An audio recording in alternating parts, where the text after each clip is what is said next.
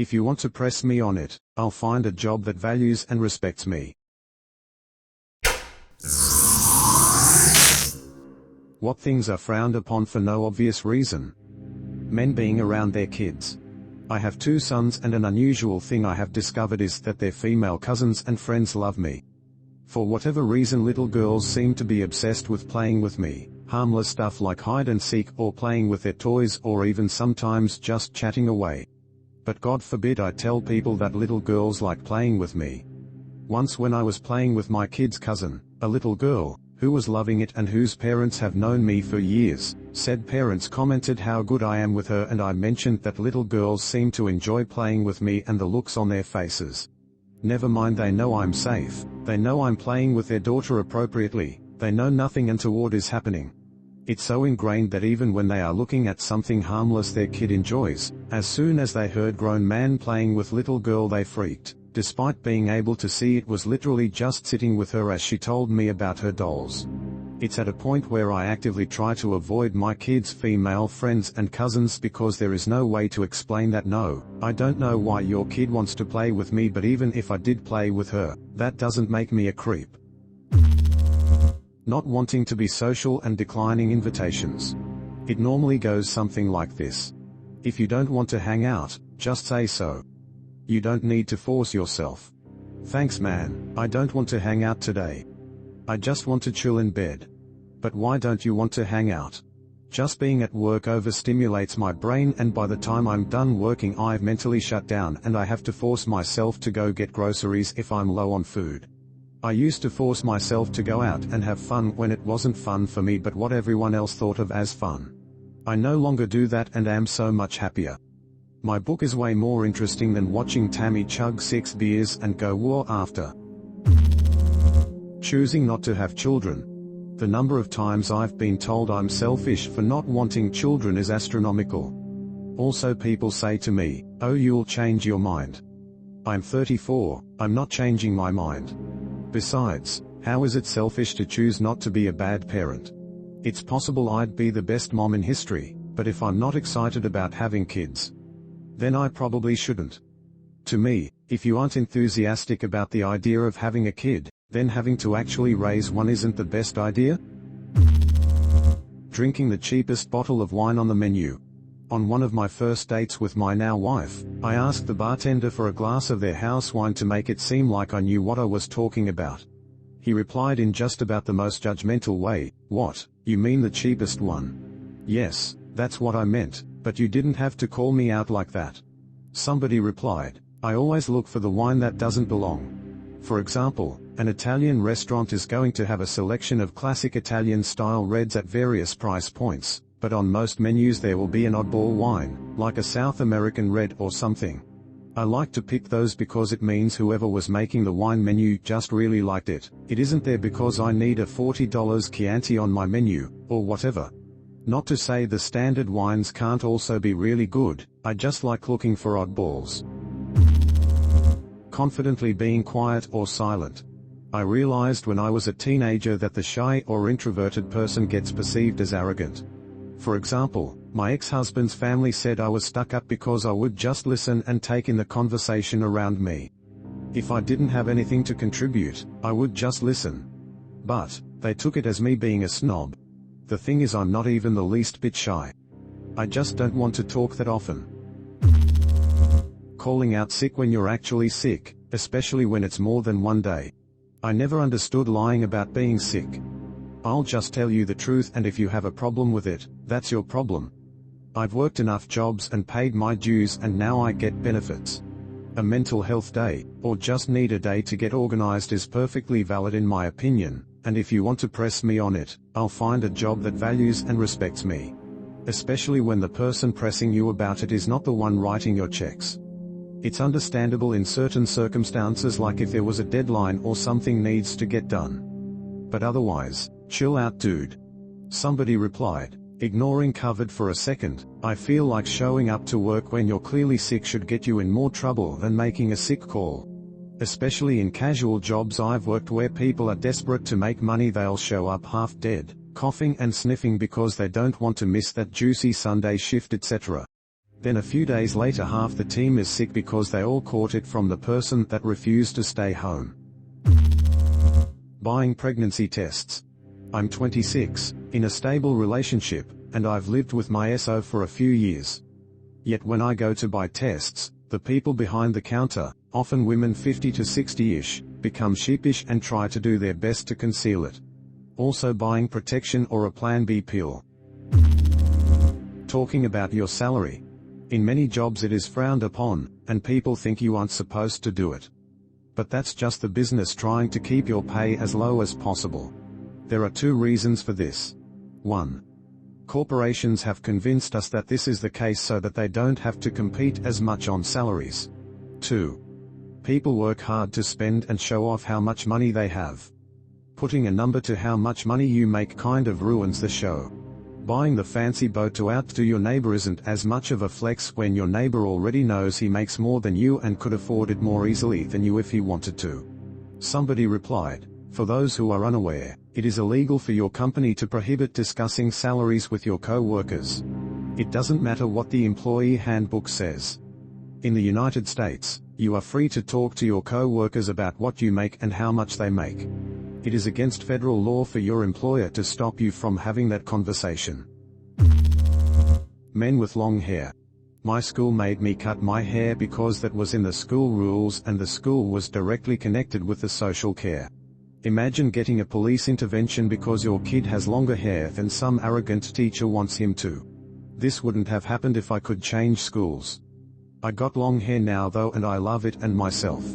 Somebody replied, it always seemed weird to me that anywhere would prohibit long hair on men. They cite it as being unprofessional in the workplace, or related with drugs. It's not like short hair can't be messy or presented in an unprofessional way. Plus, it would be no different than prohibiting women from having short hair and forcing them to grow it back out for the same reasons. It's also funny when the religious schools that pushed that have a painting of Jesus and his flowy hair, only to act like there's no contradiction.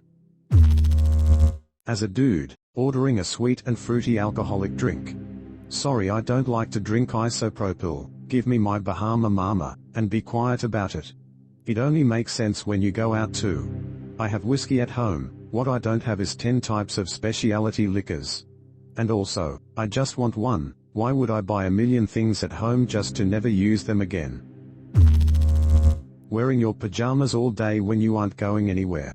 Like, do you want me to step into a suit and tie for literally nobody? If I'm gonna be in my house sleeping all day, then I'm gonna look like it. This is why I hate people dropping by unexpectedly. I don't get dressed if I know I'm not doing anything that day, because why should I? That's just more laundry I don't want to do and waste of a cute outfit. Then people want to be all, oh dear, it's 2 p.m. and you're not wearing a bra? No, I'm not. It's my house and you weren't invited. Somebody replied, men watching their own children. It's not babysitting. We usually get the oh, babysitting today are we? No, Karen, I'm doing what a parent is supposed to do and taking care of my kids. Maybe if you'd pay a bit more attention to your demon spawn, it wouldn't be trying to choke that goose to death over there. Off-brand clothing. Who cares if I'm wearing Bobos? I don't have $300 to spend on Jordans and even if I did I wouldn't. My daughter is entering middle school this year and is so nervous about her clothing not being in style. We do the best we can getting her name brand things because kids are mean. Luckily my triplets don't give a damn. Somebody replied, IDK how kids are nowadays but it's a great time in fashion for all socioeconomic groups. I feel like everything is in now. We've reached a point where so many styles have been recycled and so many fast fashion cycles have come and gone. It's now okay to dress weird as hell, streetwear, but it's also okay to wear basics, Uniqlo, only. Or maybe I'm totally wrong and I'm just old now. Criticizing your elders. Especially the sick or the dead. It's amazing how everyone can totally acknowledge what an absolute douchebag someone is while they're alive, but the second they're dead, everyone acts like they're a saint. Same with sick people. Like yeah, it really sucks that Uncle Joe is ill but suddenly everyone forgets that he was an abusive monster. Like I'm not wishing disease onto anyone, but just because they have it, doesn't mean I'm gonna just forgive any awful thing they've done. Old, sick, dead. We're all responsible for what we've done, and if you are a shitty person in life, you should leave behind a legacy of being a shitty person. Going to a movie by yourself is not as bad as people make it out to be. You get to sit quietly and watch a screen for hours. I usually catch them by myself, but people act like I'm disposing of a body when I do that. In the summer of 2017, I decided to start going to movies on Tuesdays for $5. My wife works late, so I had to go solo. The theater I like has assigned seating and recliners set in pairs. I would buy a ticket ahead of time and make sure I was in an empty pair. Every single time, some boomer would show up and sit with me like we were on a date. In a theater with 6 people, they would buy a ticket right next to me. I went 4 times, and literally all 4 times, some guy in his 60s would sit down next to me for our impromptu date. The 4th time, the guy laughed and moved over, but I was intrigued, so I asked him about it. Turns out, he bought his ticket at the box office, so it was a theater employee sitting someone there on purpose. I got a good laugh out of that, and I bet the theater employee did too, but the effect was that it became $10 Tuesdays after that because I would buy the other seat too. Just so I wouldn't have to date another guy going alone to the movies. Being a male in the early years education sector. When I was an ECE teacher, early childhood educator, I had a male colleague. Parents etc. were always worried about him with their kids, but he was a better teacher than most. He used a rough and tumble play approach and kids loved him. He also taught them boundaries and consent at a young age because a lot of kids weren't listening to keep your hands to yourself. The sad thing is it has actually been shown that male teachers in elementary school are beneficial to children. People who choose to sleep late. My mum thinks it's some kind of reflection of bad moral character if my younger brother who does a physical job lies in on his days off. Also, a lot of people have naturally later biological clocks, but get vilified for not getting up earlier. It's much harder to change your natural sleep cycle than all these self-righteous early birds think. Somebody replied, I'm in my 40s and I've realized that my 1 a.m. 9 a.m. sleep cycle is not a moral failing, it's just how I'm wired. I've finally started looking for jobs that don't need me to be up at 6 a.m. and suddenly I don't hate myself and wish I was dead half the time. The trouble is that jobs that pay well and work with my natural cycle are not a huge overlap. Certain jobs. If you tell someone you've been a janitor for 6 years, there's a good chance their response will be a frown. I'm a janitor and people just sort me in the lower class of person category. I work alone, listen to music, podcasts, and books all night, and make over $30 an hour. Not only that, but so long as I complete my work before a business opens the next day I can come and go as I please. Between myself and the 2 owners of the business we have a combined 7 college degrees. We aren't just dumbos who can't hold a real job, but people will continue to treat us that way. Somebody replied, my parents frowned upon me for years after I dropped out of college and became an electrician. They would ask about how my day was and I'd tell them it was rough, lots of labor and hard work. That's just how it works when you're fresh and new in the industry, and they would berate me saying things like, well, this is what you chose instead of college like your brother. Then I started doing work on their house at their request, and they saw the kind of profession I have. They thought differently of me after that. Not wanting to get married and being fine just living with your partner. An old boss couldn't believe I wasn't married to my significant other after being together for 8 years. I even told her we both didn't want to get married and she insisted I was dumb and my girlfriend was just saying that. A year later my girlfriend admitted to having a different boyfriend the last few months. Glad we weren't married. It's hard being a recovered addict because there's so much stigma towards addiction.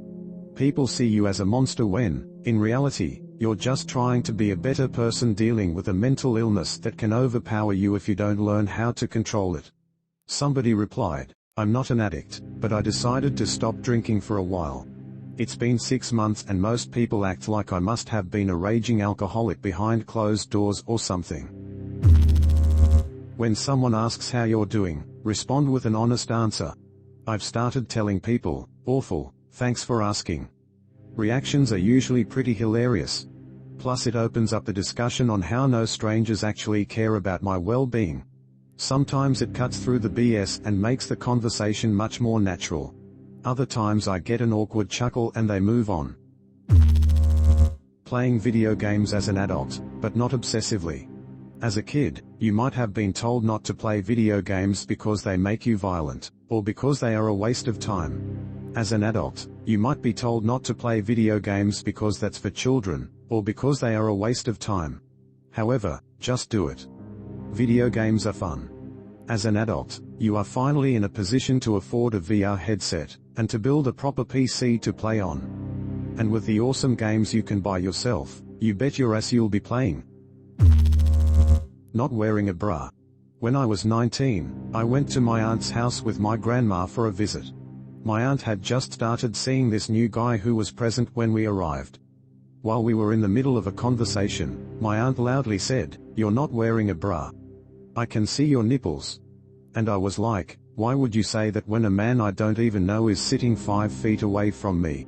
I don't understand why she even cared that much to point it out. Not being a part of hustle culture. If you want to work restless towards something, that's great, but don't hate on somebody because they don't. For me, I value sleep and want to have time to myself where I don't have to think about working and just enjoy doing nothing. There's no problem needing time to rest and literally not work yourself to death. Spending time by yourself that is intentionally non-productive is a waste of time. People don't seem to understand that time enjoyed is not time wasted. This led to legitimate arguments between me and my grandpa. My grandpa was born in the 1930s and spent his late teens and early 20s during the huge post-war boom of the 1950s. Basically, pending certain racial restrictions at the time in certain sectors, finding a job was easy, the cost of living was low and wages were high, so my grandpa carved a good life for himself at an early age. His passion came from home improvement and DIY projects, and it gave him this trait that he always had him tinkering or working on something, which gave him a lot of satisfaction. Fast forward to those of us born in the 1980s, and my grandpa couldn't understand how a kid like me could spend all day watching TV and cartoons and be absolutely content with himself. Understandably, he wanted me to socialize, which I did, but when video games picked up, oh boy. I lived with my grandparents for 2 years just as online gaming was becoming a thing, and man, my grandpa was not pleased. I tried to explain to him that it was the way my buddies and I socialized. We'd hang on a Friday or Saturday night, but if we wanted to game on a weeknight, my grandpa would get visibly mad. We'd get into occasional arguments, during which he would say things like he was ashamed of me and I'd never make anything of myself. You know, fun, uplifting arguments. As I grew older and moved on to other things, we didn't speak much unless we saw each other at family things. We kept it civil, but in the late part of his life he wonders why he and I haven't had a better relationship. That's changing now, he's old and he doesn't want to leave business unfinished with his family, so we've been mending the gap. But yeah. Some people just can't figure out that other people can be happy by themselves and with others. And some people don't require a lot of exterior stimuli to be content. I still enjoy outings and get-togethers, don't get me wrong. But I've learned to be happy in my generation. You have to enjoy simple pleasures and little things when they come your way. I hope you enjoyed today's video. I hope we can agree that subscribing to the channel wouldn't be frowned upon by anyone. It means you will be kept up to date with my new daily content. Or click the recommended video to check out some more of my content. I'm sure you'll enjoy it.